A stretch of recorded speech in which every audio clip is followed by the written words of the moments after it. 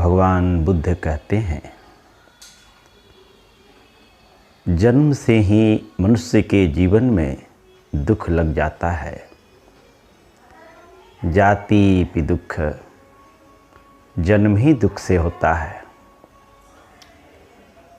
चाहे बच्चा राजा के घर में जन्म ले या कोई निर्धन के घर में, जो भी बच्चा जन्म लेता है वह रोते हुए ही जन्म लेता है।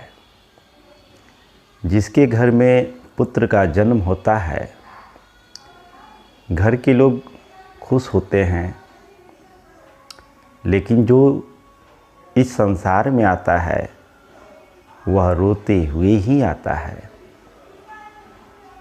और रोता मनुष्य तब है जब वो दुखी होता है।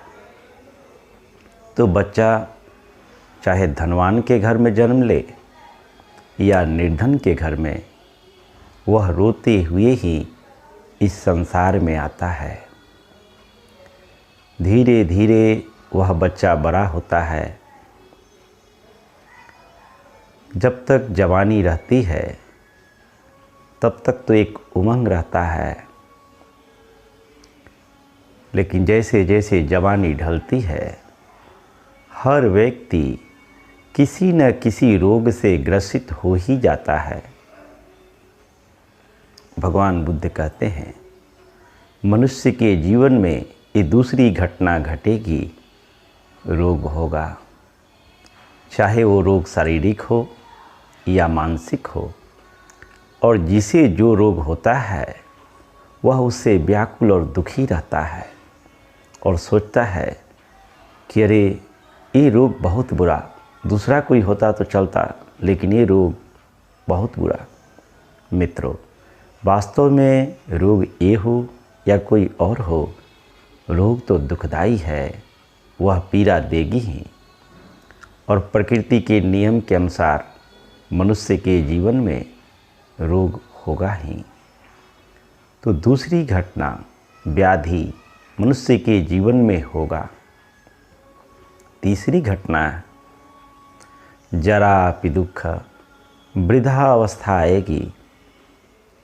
चाहे कोई सामान्य व्यक्ति हो या कोई डॉक्टर हो या कोई विचारक हो, हर व्यक्ति के जीवन में वृद्धा अवस्था आएगी।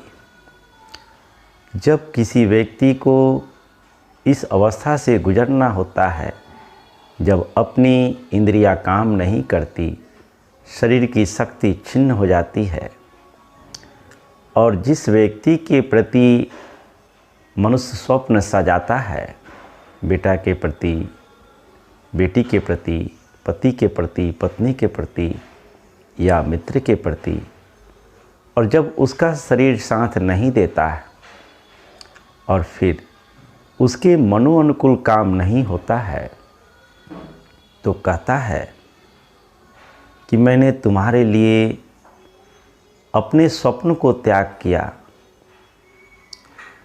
मैंने दिन और रात देखा नहीं, और आज कोई मेरी बात नहीं सुन रहा है। जिससे वह स्वप्न सजाया था वह उसकी बात सुनता नहीं, अपनी इंद्रियां काम नहीं कर रही, शरीर की शक्ति छिन्न हो गई, और जिससे स्वप्न सजाया वह सुन नहीं रहा है। तो उस समय में उस वृद्ध व्यक्ति को बेहद दुख होता है, और दुख की अवस्था में वह भगवान से प्रार्थना करता है कि भगवान, अब मुझे दुख देखा नहीं जा रहा है। जिसके लिए हमने इतना सोचा वह मेरे बारे में जरा भी सोचता नहीं है, जरा भी ख्याल नहीं करता। तो इससे तो अच्छा है कि मैं मृत्यु को प्राप्त कर लूँ। भगवान, मुझे मृत्यु दे दो। जब व्यक्ति के मन के विपरीत काम होता है, तब ही मनुष्य मृत्यु के बारे में सोचता है कि मेरी मृत्यु हो जाए तो अच्छी। और कोई बूढ़ा बाप, बुढ़िया माई अगर इस तरह से प्रार्थना कर रही है कि मेरी मृत्यु हो जाए तो अच्छी, और कोई डॉक्टर आकर के चेक करके कहता है कि अरे बूढ़ा बापा, अब कुछ घंटों के ही आप मेहमान हो, अब तुम्हारा कुछ का डंका बजने ही वाला है, तुम्हारी मृत्यु होने ही वाली है। इस बात को सुनते ही बूढ़ा व्यक्ति, बुढ़िया माई तरफ उठती है, व्याकुल हो जाती है कि नहीं नहीं डॉक्टर साहब, हमने गलत प्रार्थना कर ली, हमें अभी नहीं मरना है, अभी तो उसका शादी देखना है, उसको देखना है, उससे मिलना है, वो काम बाकी है, ये करना बाकी है।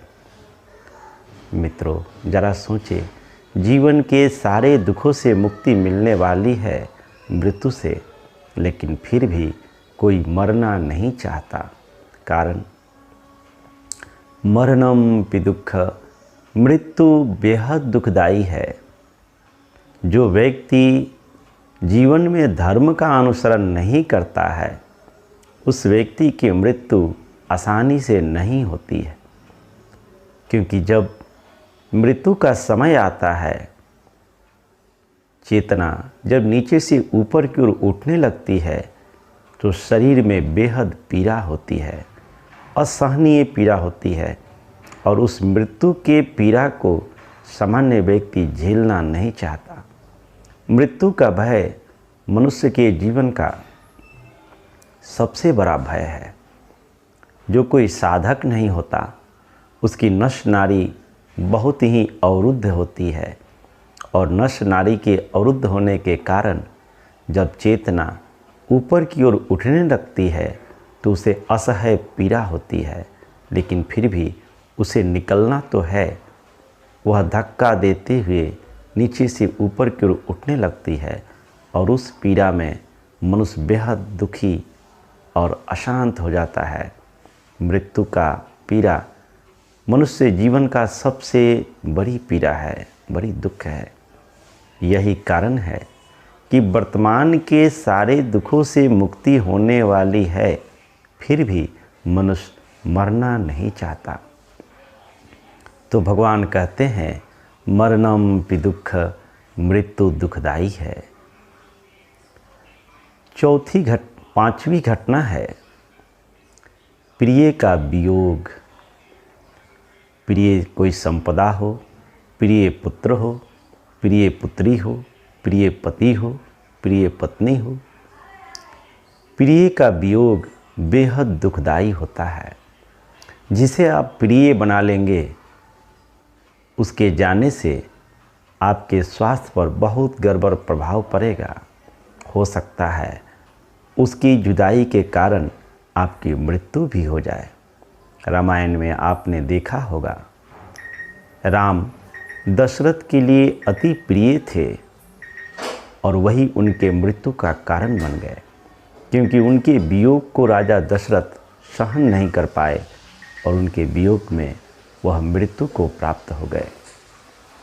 और प्रकृति के नियम के अनुसार जो भी हमारा प्रिय है, प्रिय वस्तु है, प्रिय व्यक्ति है, प्रिय स्थान है, देर सबेर वह हमसे अलग होगा ही। उसमें परिवर्तन निश्चित है, और उसके परिवर्तन होने के कारण, उससे अलग होने के कारण बेहद दुख होगा। छठी घटना है अप्रिय का संयोग। कोई अप्रिय व्यक्ति हो, अप्रिय वस्तु हो, अप्रिय कोई घटना हो, उसका संयोग बहुत दुखदाई है। आप माने कि अगर कोई आपका शत्रु है, जिसे आप शत्रु समझ बैठे हैं, वो शत्रु है या नहीं उसका तो पता नहीं, आपके मनोअनुकूल जो व्यक्ति नहीं चला, आपके मन के अनुसार किसी ने काम नहीं किया, तो उसे आप शत्रु समझ बैठते हैं। तो जिसे आप अपना शत्रु समझ रहे हैं, जिसके कारण आपकी सुख शांति भंग हो चुकी है, या आपकी बहुत बड़ी हानि उसने की है, आप आराम से अपने घर में परिवार के साथ बैठे हों, बेहद सुख शांति और खुशी का माहौल हो, खुशी का वातावरण हो, आप आनंदित हैं अपने परिवार के साथ, और ठीक उसी समय जिसे आप शत्रु समझ रहे हैं वह आपके घर के आगे से निकल जाए और आपकी नज़र उस पर पड़ जाए, अब आप देखेंगे कि अभी जो आप इतना हंस हंस कर बातें कर रहे थे, आनंदित थे, उस व्यक्ति को देखते ही आपका सारा आनंद तिरोहित हो जाएगा। आप बेहद दुखी हो जाएंगे उस व्यक्ति को देखने के कारण। उसने आपको देखा नहीं, लेकिन आपकी नज़र केवल उस पर पड़ी और आपने अपनी शांति, अपनी सुख भंग कर दी, क्योंकि वह आपका शत्रु है। तो अप्रिय का संयोग दुखदाई है। मित्रों, भगवान बुद्ध इन 6 घटनाओं को बताए कि ये 6 घटना मनुष्य के जीवन में घटने ही वाला है। इन घटनाओं को जो समझ लेता है, जो जान लेता है, इनसे मुक्ति पाने का मार्ग से आगे बढ़ जाता है। यह घटना है, यह प्राकृतिक नियम है और इन नियम का प्रभाव हर मनुष्य के जीवन में पड़ेगा। अब धर्म का अनुसरण कर अपने दुखों से मुक्ति पाने का प्रयास करें। इन्हीं शब्दों के साथ आज की वाणी को विराम देंगे। आप सबका मंगल हो, सबका कल्याण हो, सबका भला हो।